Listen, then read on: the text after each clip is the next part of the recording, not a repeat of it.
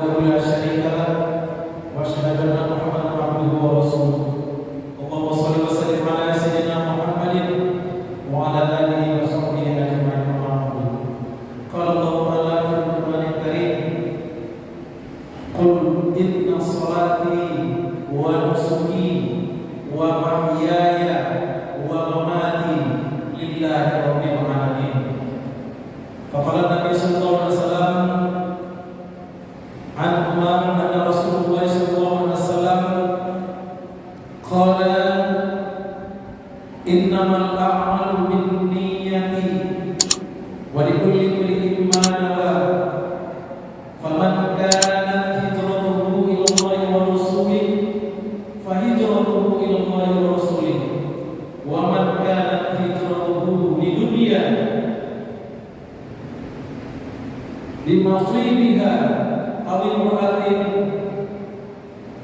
يتزوجها فهجرته إلى ما هاجر إليه. Kaum muslimin dan muslimat jemaah Masjid Al-Fatihah yang berbahagia, tentunya bersyukur kita kehadiran Allah Subhanahu wa taala atas limpahan rahmat karunia yang diberikan kepada kita. Salawat dan salam semoga selalu tercurah kepada Rasulullah Muhammad sallallahu alaihi wasallam. Bapak Ibu berbahagia, ketika Rasulullah sallallahu alaihi wasallam berserta para sahabat ingin hijrah dari Mekah ke Madinah itu, maka tersiar kabar bahwa ada seseorang yang ikut hijrah. Dalam rombongan hijrah itu niatnya bukan karena Allah, tetapi ada udang di balik bawah. Dia rupanya sudah punya rencana lain. Apa rencananya? Itu ingin menikahi seorang perempuan cantik di Madinah. Karena dia ini seorang pedagang bolak-balik dari Mekah ke Madinah. Maka berkumpullah dengan perempuan itu.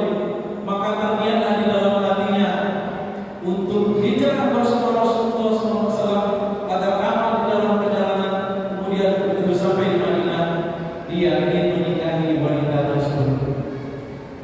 Wanita tersebut dikenal dengan nama Ummu Qais.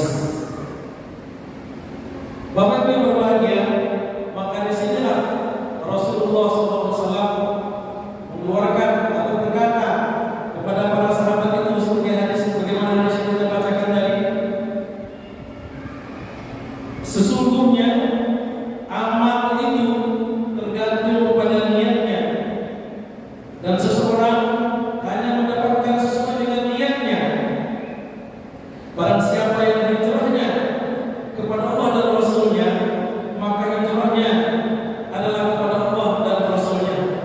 Dan barang siapa yang hijrahnya karena dunia atau karena wanita yang hendak dinikahinya, maka hijrahnya itu sesuai dengan kemana ia hijrah itu. Kaum muslimin yang berbahagia, inilah pengaruh niat terhadap amal seseorang. Jadi niat itu besar sekali pengaruhnya terhadap apa yang dibuat oleh seseorang itu. Ketika kita meniatkan ibadah itu karena Allah Subhanahu wa taala, maka kita akan mendapat Allah dan Rasulnya, dan tentunya akan memperoleh pahala di sisi Allah Subhanahu wa taala. Tapi kalau niat kita beda, bukan untuk Allah dan Rasulnya, maka Allah Subhanahu wa taala tidak akan memberikan apa-apa kepada kita. Makanya ketika kita berniat sholat ke masjid ini karena Allah Subhanahu wa taala, maka yakin dan percayalah niat kita itu diterima oleh Allah Subhanahu wa taala. Ibadah kita itu diterima oleh Allah Subhanahu wa taala. Karena syarat diterimanya sebuah ibadah itu adalah karena niatnya tadi.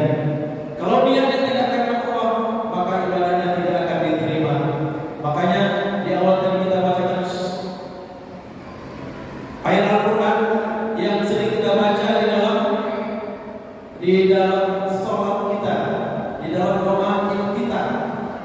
inna sholati wa nusuki wa mahyaya wa mamati lillahi rabbil alamin.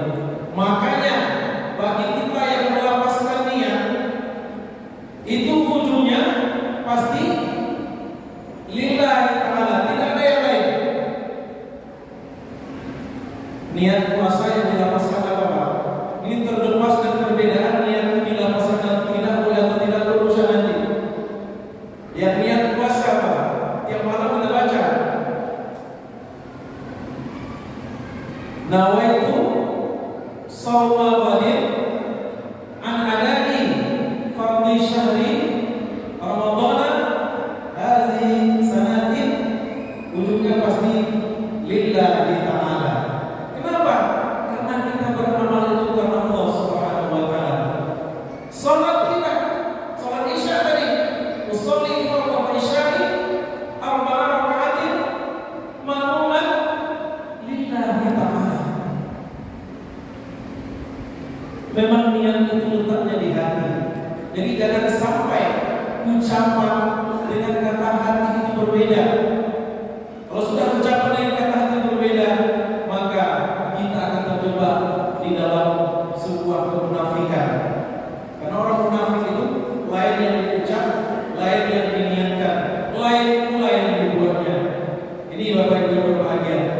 Nah, menurut para ulama bahwa niat itu memiliki dua makna. Yang pertama namanya tamyiz, itu pembeda.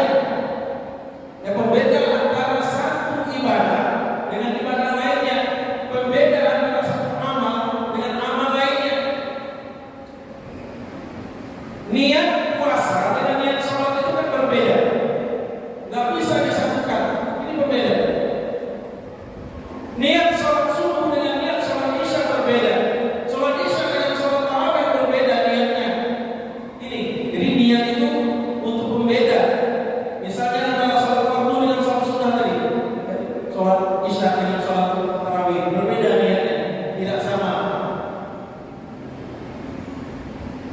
Kemudian apa lagi? Pembeda antara kebiasaan dengan ibadah.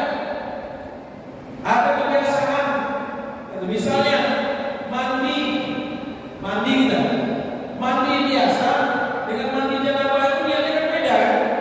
Beda Pak. Tuh, tidak bisa sama. Makanya mungkin melalui ini kami mengajak bertanya kepada diri kita, apakah niat kita sudah benar-benar kata Allah. Kemudian yang kedua, itu niat itu menurut para ulama itu namanya qasd, itu meniatkan sesuatu karena apa dan untuk apa. Karena apa dan untuk apa.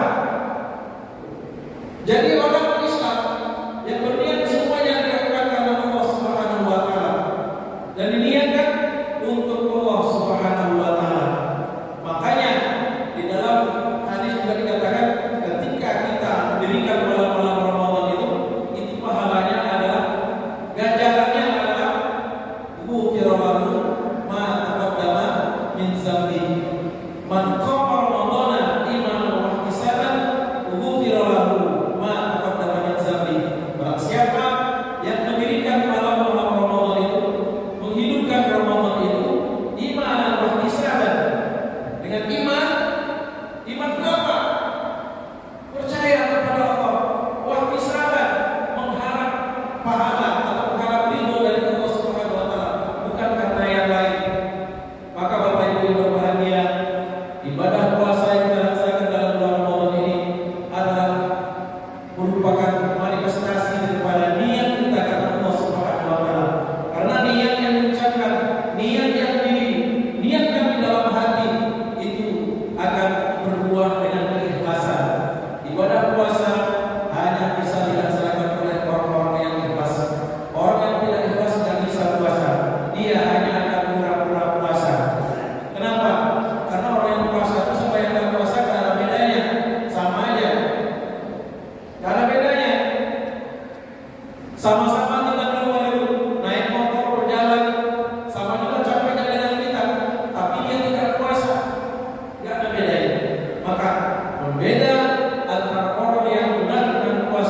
dan yang